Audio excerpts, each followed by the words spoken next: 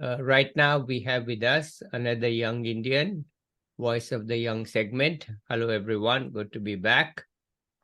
Today, we have with us Paul John Philip. Let's listen to him. Over to you, Paul. Hi, hello. Thanks for having me here, Dr. Martha. Let me at the onset give you a heads up to the listeners that I'm not an economist in the first place. And I'm afraid if I could be fit into any of the disciplinary boundaries, I believe that my story, my academic story, is shaped outside the confines of any single discipline. So the question arises as, what am I? An ill-disciplined fellow. What else?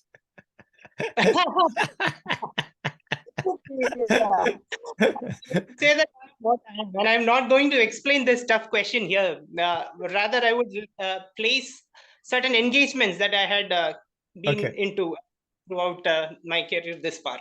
Yeah. Probably my engagement with music, my engagement with nature, my engagement with what we call as church, and my engagement with also the research currently that I'm undergoing. So, well, I'm Paul John Philip, and I'm a PhD candidate in the Department of Public Policy, Law and Governance in the Central University of Rajasthan. Prior to that, I have done Masters in Public Policy and Administration in Central University of Jammu. And before that, I did my graduation in zoology back at Kerala, and I hail from Kerala. And you must have noticed that I have gone all the way from Kerala to Jammu and then to Rajasthan. It's kind of a national trip. So these shifts have led on me to a transformative expedition, transforming me in the first place.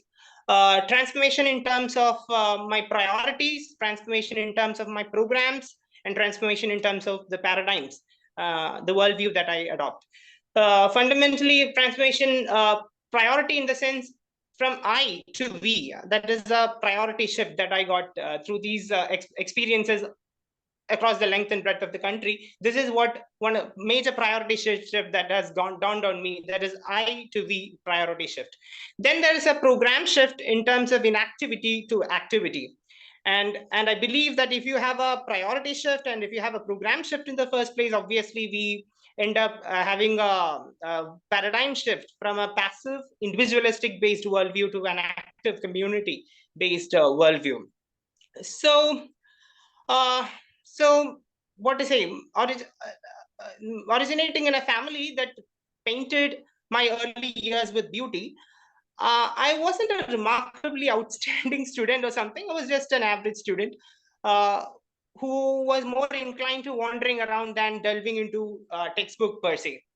So post my 10th grade, I opted, my apprehension for mathematics has, just like many of us, has prompted me to opt for C++. C++ is a computer programming language, along with biology, chemistry, physics, and the languages.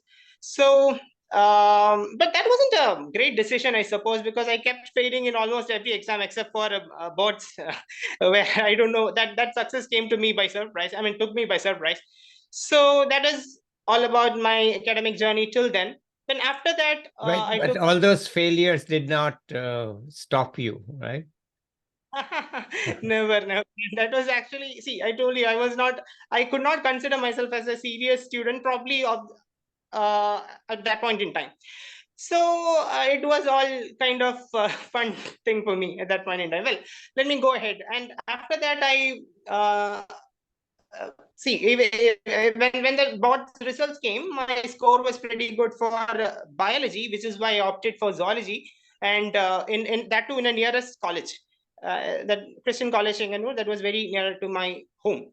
So whenever I think about my home, I mean, not home, about the college per se, one episode that strikes my mind is the zoology lab escape saga.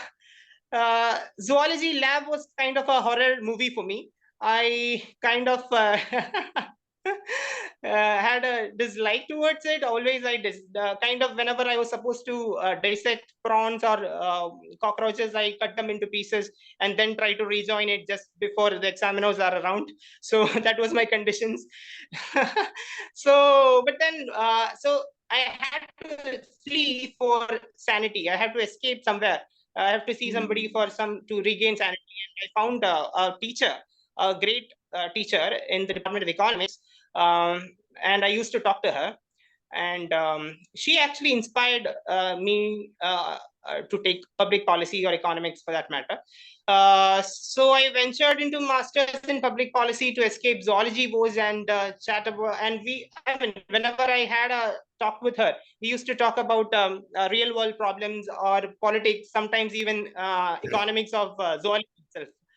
So so that inspired or kindled a fire for public policy in me. So before going into the nitty gritties of public policy, let me put a couple of my other engagements, my engagement with music as well as my engagement with nature. With music, I used to teach people, I mean, some kids in my village, some keyboard classes, piano basically. Probably I might have taught them wrong notes, and even the cats around could not bear it. But my students were kind enough. But another engagement, another interest was around trekking. Especially I was a member of Bhumitra Sena, a club, and when I was in college. So we used to go for trekking in nearby sanctuaries and national parks, and so encountered wild creatures and took kind of serious interest in sea turtle conservation. So we engaged with community. We tried to gain local knowledge in order to inform policy decisions. So also we try to speak to them about the importance of going for what kind of modern ways of or natural nature friendly ways of fishing. So all those engagements were there with the fishermen community as well during that point in time. So despite my engagement with music, despite my engagement with these nature and natural things, I always had fundamental questions that intriguing me. Questions such as the question related to origin, question related to meaning, question related to morality, question related to destiny. All these questions related to origin, how did the entire thing came into being? Questions related to meaning, why on the earth am I living here for? And question related to morality, kind of how do I distinguish between good and bad, and say those related to destiny, where am I heading to? All these questions. I used to listen to many talks, philosophical or ethical, those talks surrounding the concept of ethics and philosophy. That was another engagement at that point in time. So this has led me closer to what to say the church and all of the churches thing, which really didn't go well with me. But that was there had a lot of learning for me that probably I need in terms of how to deal with people who are different than us. So that was kind of learning, and I took and at that point in time I needed a sort of a self-inflicted exile to all the way Jammu. So which is why I went all the way. One of the trigger was among the others. One, of course, the teachers. I was talking about the teacher who encouraged me to take public policy in the first place. Along with that, contextual factor triggered me to take all the way to Jammu. From Kerala, I traveled all the way to Jammu and started learning public policy. And there I kind of survived internet droughts and what is say curfew shenanigans, and if you can put in that way, if I can put it in that way, because especially during that time, there was an article abrogation which conferred special rights to Jammu and Kashmir. So for 3 or 4 months, we really didn't have any internet connectivity. At that point in time, we really so when the virtual world was totally taken away, I was supposed to go hit the ground. I mean, I was forced to go hit the ground. So that I took as a blessing in sort of disguise, and I got exposed to village chronicles, their stories, and I kind of found that their health system was kind of sicker than the sickest of all the patients there. So there was something wrong with the health system per se. So I kind of got in there was a kind of a disparity between haves and have-nots. Kind of there was a group called Gujars and Bakrawals, tribal groups of I mean particularly in the northern parts, hilly areas, so endemic to those places. So these people, I mean, when you compare their consumption pattern, the way they utilize medical care, and those people who were in the urban area, there was a starking difference between these communities. So this led me to think about the concept of universal health coverage, which later on turned out to be my PhD topic. So I'm currently working on universal health coverage, and my life in Jammu has actually opened myself to social realities. Social realities got unveiled, if I can say that. So my research, I mean, which later on, and as a natural sequence, I got admission in Central University of Rajasthan, where I'm pursuing my research in universal health coverage. Basically, what am I researching on universal health coverage? Wait. What motivated you to get a PhD? Yeah, especially for me, I believe that public policy should be guided by research. Okay. And research, see, basically I'm a student of public policy, and public policy, because public policy have an influence on almost all the walks of life. So and I believe that research or evidence-based action can only help come up with a solution. So in that sense, I thought that you know we need to find what actually going wrong, what is the source, or what is going right and what is going wrong. If something is right, it should be appreciated. Something is not right, it should be corrected. So even for that matter, so that actually motivated me, that I needed to bring about I mean, at least in my limited capacity, I should bring about some difference. And that motivated to me to go for research. And my research topic, as I already Wait, conveyed. did you get a fellowship? What is this, JRF or something? Yes. When I was doing my, I started writing JRF examination right from second semester when I was in masters. I used to get every time I used to crack net, but one time I mean, after joining the institution only for PhD only, I got JRF, but currently I'm a JRF awardee. Okay. Yeah, And that's so that enough is all about. And that's enough money. It gives you enough money. Yeah. Yeah. Okay. Yes. Okay. All right. So good. So you decided to do a master PhD. And where are you in your PhD now? Yeah, actually, I'm going to go get the data from the ground in the data collection stage. And what am I basically researching? I'm working on the different dimensions of UHC, like access to healthcare, financial risk protection, quality of care, and also on the health finance aspect towards it. Some moral hazard, particularly moral hazard on the supply side. We used to say that financial risk protection general in metrics too. There are different metrics and measures to measure financial risk protection, like out-of-pocket expenditure, catastrophic health expenditure, and so on and so forth. And if you look at the National Sample Survey, what you see is like for the state of Kerala, from where I belong, there is an increase in out-of-pocket expenditure if you compare last two rounds of health survey.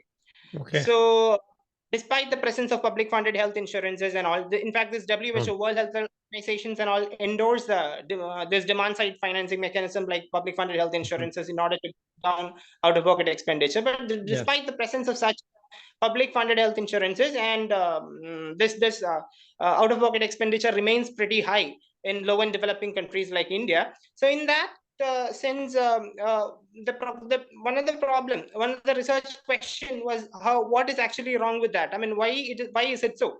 So we suppose that there is supply side moral hazard. There's something wrong at the point of care, where the care is given. So probably the supplier induced demand is there on board. Something like, for example, C-section delivery. Unnecessary care is often delivered. Recent National Family Health Survey says that around 48 or 47 point some number, 8% of the deliveries in the private sector is happening as C-section. So in fact, the recommended rate is only 10 to 15% by the WHO. So this is like is it medically justifiable, or is there anything some sort of supplier induced demand, or some fraud? So and also there are frauds like double billing, like both from the insurance card, as well as from the purse. Yeah. patient's pocket, the money is extracted. So pattern of fraud, that is another area that I would like to understand through the research. So different, as I told you, the different dimensions of universal health coverage and access to care, financial risk protection, these are the major areas that I am trying to understand. And access, of course, usually the research papers, particularly in the Indian context, they work on, they take a proxy for access in the form of utilization of care. That is how they conceptualize it. But of course, there are unmet health needs. People don't even perceive that they need healthcare. So unmet health needs are often not captured by this utilization as a measure. So unmet health need, obviously we need to limit the research, the scale of the research to certain tracer indicators, be it hypertension, blood pressure, or mental health, or something like that. So I'm trying to conceptualize the work, and along with the pattern of fraud in the insurance thing, in order to answer the question why financial risk protection is not happening despite the presence of public funded health insurances. Yeah. That is all about research, maybe. And so now when I look back and reflect, probably I was supposed to go hunt, go, what to say, go track tigers. That was my, because I took zoology in the first place. Currently, I'm hunting down on inefficiencies in health financing, probably. We don't really know where am I heading to, probably in academics, but one way or the other. Yeah, so when I reflect, I can say that I am filled with a sense of gratitude for the unwavering support given by the family as well as my friends and people like you. Actually, it really means a lot for encouraging young people like us and giving us a platform to discuss and to learn. Yeah. Okay. Anything else, or you want me to give you some comment?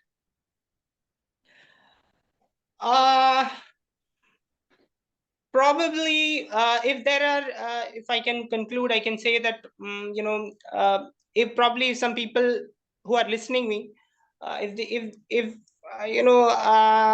they think that I would rather encourage them to go engage. If they are like me, in the first place, who are a little bit confused how to go about things, I would rather ask them to go engage, do whatever they want or whatever feel like. And if you are sincere about it, genuine about it, a day will come where you will you'll be able to contribute, and you'll be satisfied. And when I was a kid, I was fascinated by those things which I really don't understand. And that is actually, especially those big philosophical things which I never used to understand. One guy, I don't remember his name. I think it's Malcolm Muggeridge. Yes, Malcolm Muggeridge. He used to say, and this one caught from him, always caught my attention. He was actually talking about the 20th century people.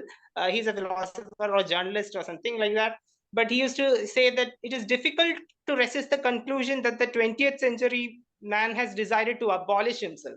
And then he goes ahead and say that, tired of the struggle to be himself, he created sort of a boredom out of his own affluence, and sort of vulnerability out of his own strength. And then he goes ahead and say he blows his own trumpet that brings the walls of his own city crashing down, sort of until at last, having educated himself into imbecility, and he become extinct. So at this point in time, I would rather ask the people who are listening, are we really creating vulnerability out of our own strength, or are we really educating us in a state of imbecility? If yes, we need to have that priority shift, program shift, probably a paradigm shift, which I was mentioning in the beginning. Yeah. So, yeah. Well, thank you So so you can much. go ahead. Thank you so much for such an honest and clear-cut exposition. Not many people say, look, I was an average student. And then to go on to do a PhD, that's quite remarkable. Actually, I think what happened is that the school did not engage you. So you have all these engagements you're talking about, your school did not engage you. So you didn't get good marks. Because school didn't engage you. The teaching system didn't engage you. So you were engaged with music, nature, this, that. This partly because the school didn't engage you, right? That's why feeling that the school doesn't engage many people. It's too rigid. It's too rigid, and it doesn't engage people. It's only when you got out of that and even the college didn't engage you. Fortunately, you found an escape in a professor who listened to you and said, hey, be yourself, and this is how you can be yourself.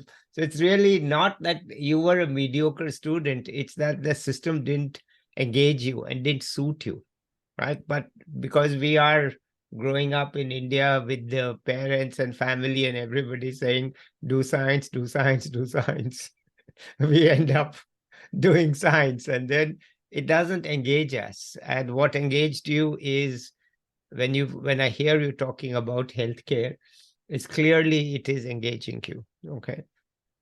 Because you Yes. have to learn this on your own. You didn't learn all these things about the possible supply hazards in your BA or MA or whatever you call it, Masters in Public Policy. So finally, you have found a place which engages you. So now you can hunt inefficiencies, not tigers. I'm really glad you are doing that. And it's a wonderful exposition. I don't have much more to say. I think it's really good that you have found your calling, and then the future will come by itself. I don't think you have to plan for it. It will come on its own. Take the opportunities as they come and go ahead and do Yes. it. So I will say thank you very much. And probably we should catch up with you 1 year from now to see whether you have settled down or whether you are still hunting some inefficiencies or what are you doing. But by the way, I have broadened this channel to include non-economists. So I really Wow. do for young people. For experts, it's economics. I can't handle zoology experts, for example. But for young people now, it is all subjects. So if you know a musician, please ask the musician to come here. And as I've told, Wow. as I've written also, I have broadened it to include people from India's neighboring countries. I've already done people from Bangladesh, and I will have some coming up from Sri Lanka, Pakistan, Nepal, and I now call it a Desi channel. It's a Wow. it's a Desi channel. It's no longer, and we may include Africa at some point of time, but right now I want it to be a Desi channel, and for young people like you to build personal links like college friends, not national objectives or political objectives. Just as you build friends when you went to Jammu and you went to college, it's still time to build friendships, links with other young people like you who may be studying the health policy in Sri Lanka. What has happened? Used to have a good health system, but with the economic uh, collapse of the economy, what's happening? They may also be interested in what you are doing, and you may be interested in what they're doing, or just friends. Right. So I'm not. So I'm also interested in that. So I thought I'll just tell you that that this is now a Desi channel. And everybody, I hate to use the word South Asia because it's so geographical. Doesn't mean a thing Oh. to anyone, right? So what's a South Asian channel? I also ask everybody, can you please tell me where is North Asia? Wonderful. If you ask me where is North Asia, I don't know. Where is North Asia? So these are all outdated terms, okay? Yes. Because Yes. we talk of South Asia and then we talk of East Asia, and then in between it we talk of Southeast Asia. Okay, fine, great, but where's North Asia? Where is West Asia? Where is Northwest Asia? Where is Northeast Asia? So hey, we don't know all these things. I say, okay, forget it. Let's call it Desi. We all know what that means. And people in other countries also know. Okay, enough for time being. You have anything else you want to add? No, sir, I just want to thank you and please continue to inspire. And you are actually igniting young minds. And thank you once again. Thank you for having me. Okay, fine. Thank you. That's good. This channel, by the way, is no. In April, it was experimental. Okay. Okay. When I first thought of having young people on my channel, it was very experimental. But that's normal for me. I'd never plan anything in detail. I just let it evolve. and it has evolved into a stable functioning format, and that's good, okay, because now it can continue even if I'm not so deeply involved in it, because it's clear what we are about, okay, or at least somewhat clear. Okay. All right, let's say bye to the viewers now, and then I'll talk to you a little bit. So Bye-bye. then let's say bye to Paul, and I'll be back with another young person or an expert soon. Till then, bye everybody. Bye. Thank you.